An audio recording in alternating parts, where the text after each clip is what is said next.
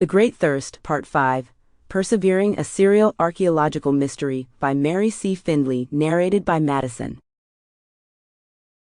Behold, days are coming, declares the Lord God, when I will send a famine on the land, not a famine for bread or a thirst for water, but rather for hearing the words of the Lord. People will stagger from sea to sea, and from the north even to the east.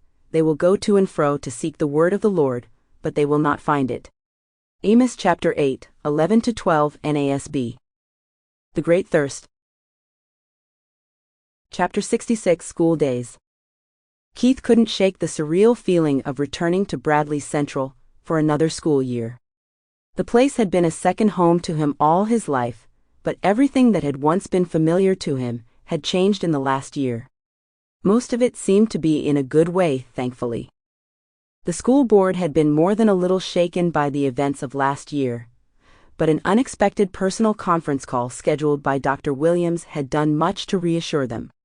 Keith had thought it strange that the state had switched gears from plowing Bradley Central under to reinstating everything back to the way it had been.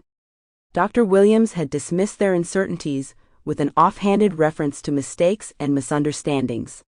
She insisted that the Bible as Literature program was alive and well, grants included.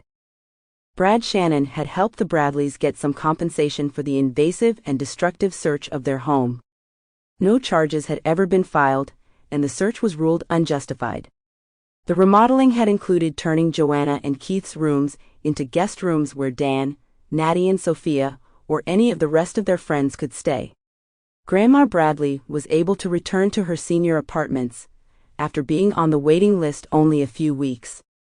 Natty and Sophia insisted on going down to their colleagues working at an Olmec site to try to pin down whether the third daughter-in-law of Noah might really be found there. David and Cindy had announced their engagement on the last day of camp, much to the delight of the campers. They accompanied Natty and Sophie on the trip to Veracruz about a month after school started. Their initial findings were promising.